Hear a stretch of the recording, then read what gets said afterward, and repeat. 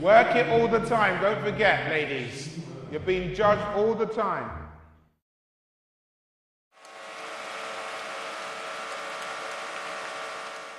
Yeah, so can you tell us about yourself and who you are and all the things you've done? My name's Oyebade, and I'm the chief executive of a company called Mahogany International. And within Mahogany International, we have a number of companies under it, which includes the Mahogany Bridal Show, which has been going for 15 years, which is an African Caribbean bridal show that we do once every year. And also we're actually going to do it in Nigeria next year. We have a top model of color competition, which is an international modeling competition, which is aimed at models of color. So that's everything non-white, Asian, Caribbean, Hispanic, African, Caribbean, so on and so forth. And that is to try and find, top models of color, teach them about the industry, and then get them a chance to hopefully break into mainstream industry.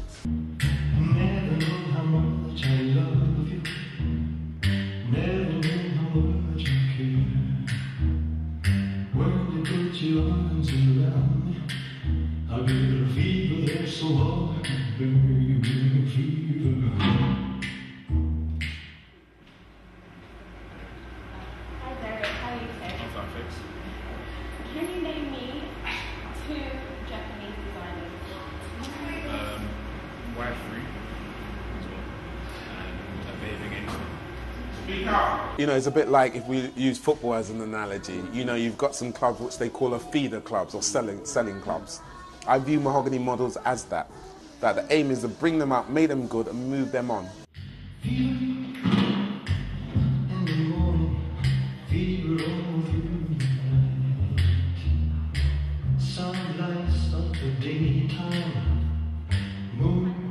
Hi Samantha, how are you tonight? I'm fine, thank you, and yourself? Good, thank you. Can you name me the first black supermodel to walk for Prada in, I think it was 25 years? The first one with Prada, Top modelling agencies, won't they be the same agencies that perhaps would bring in a model that looks or reflects themselves more European look? I mean, is that your intention to push them into, if that is the mainstream, is that your intention to push them back into that? I think that's a really good question, because it goes back to what I said about England is unique in a situation, because if we were in Africa, we wouldn't even be having this discussion, because our models would be out there, they'd be working non-stop, not have a problem. America, very much the same thing.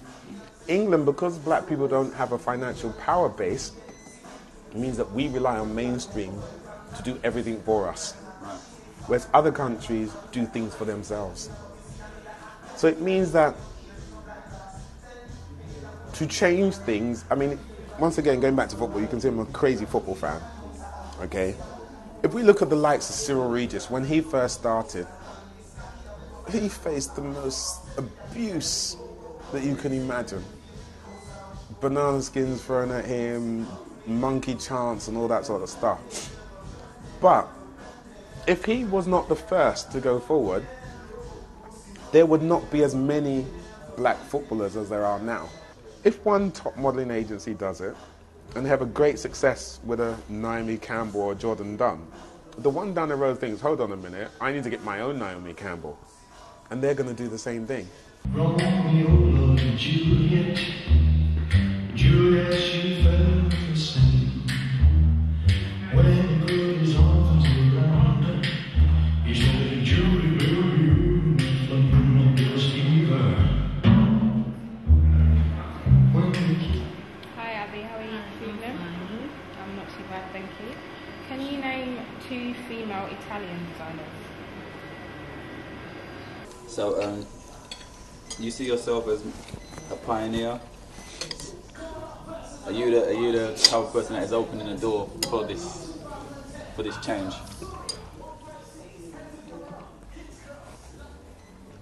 That's always a difficult question to answer, because it's one of those that if you say you're a pioneer, do people start to think you're being big-headed about it?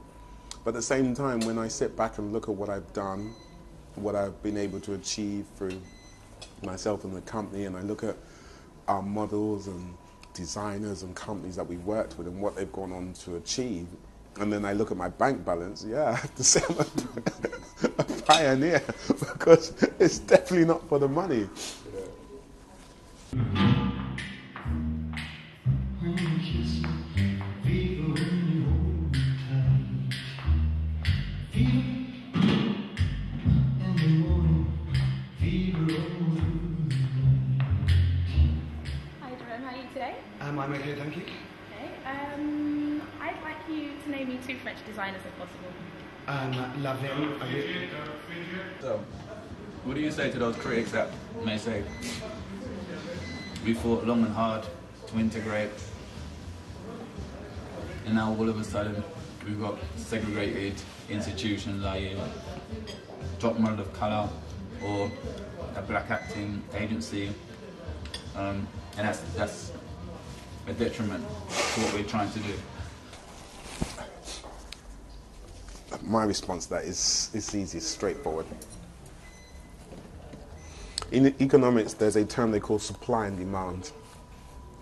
If this so-called integration was working, there would not be, Top Model of Colour would not be a successful modelling competition. Because what will happen is all these models that enter my competition will say, sorry, mainstream is doing something good, why am I coming to you?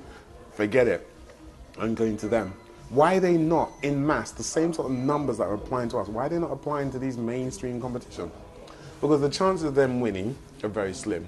They're not integrated, they don't feel comfortable, they don't feel at home. Okay, and that is what the issue is. It's purely supply and demand. Organizations like myself, competitions like what I do, you know, fashion diversity, Top Model of Colour, the Mahogany Bridal Show, they thrive and are extremely successful because we cater to a niche in the market. Just step back a bit. Look at me. As a model, do you think this looks like a pose? What I find interesting, worth paying attention to, is the fact that a lot of these black ladies or black models try to, in their appearance, emulate the European woman. And in that case, why not just get the genuine European woman, as opposed to just finding the blacks just to, you know, fulfill targets? I was wondering how long it was going to take you to get to that one. Excuse me. That is such a difficult one. I mean, if you speak to the average black woman, she says she does it not because she wants to be like a European, but because black men like their women to look like that. Is that true? Is it not true? I don't know, because being a black man myself and speaking to a number of black men, when it comes to the weaves and the wigs and stuff like that, a lot of us say we don't like them because we can't run our hands through their hair, you know, because you don't touch a black woman's weave, all right? Because she's gonna that's gonna be divorce proceedings immediately. When you kiss me, fever when you hold me tight. Fever in the morning, fever all through the night. Sunrise. Hello, Nana, how are you? Hello, I'm good. Are you? I'm not too bad, thank you. Can you tell me the nationality of the editor of American Vogue? American? Thank you, Nana. Hold on. Hold on. Go back to where you were. And do nothing what you did before. Right, what's wrong? Side views, what else? Yeah. Fidgeting, what else? So what of these young hopefuls? In what way? Do you feel that they've got what it takes, honestly, to compete or to maybe find their way into the mainstream? When you're doing your classes or when you're trying to educate them on how to act, how to walk, how to behave, do you feel they've got what it takes? As with any walk of life, Yeah? You have some that will make it. You got like 3 levels, so to speak. You got your superstar level. Yeah, these are your Wayne Rooneys, your Denzel Washingtons, your Beyoncés. Then you got your middle level. You know, those are like your Kelly Rowlands. You understand? These are Wesley Snipes of this world. They're known, but they're not at that superstar level. Then you have those that just won't make it. They will try, they will struggle, but they won't make it. And that is the same in the fashion industry. There are some girls that will make it, and there are going to be those that won't make it. Some will make it to superstar status, some won't. Jordan Dunn made it, she's black. Naomi Campbell made it. Alec Weck, Iman. Do you understand? These people made it. But for every one that made it, you have 100 that didn't make it. And some people struggle. And in the film industry, you say you've got lots of people that will be bit players, extras, and that's all they're ever going to be. Some people wake up to that realization and move on. Some people say, well, that's my thing in life, I'll stay there. And some people think, hopefully one day I will make it.